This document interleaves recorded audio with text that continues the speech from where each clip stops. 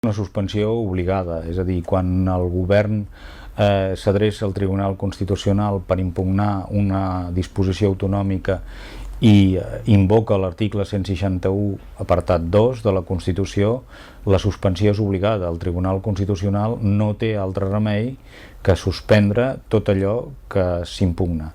No tenia altra opció, ni hi havia possibilitat de fer vots particulars.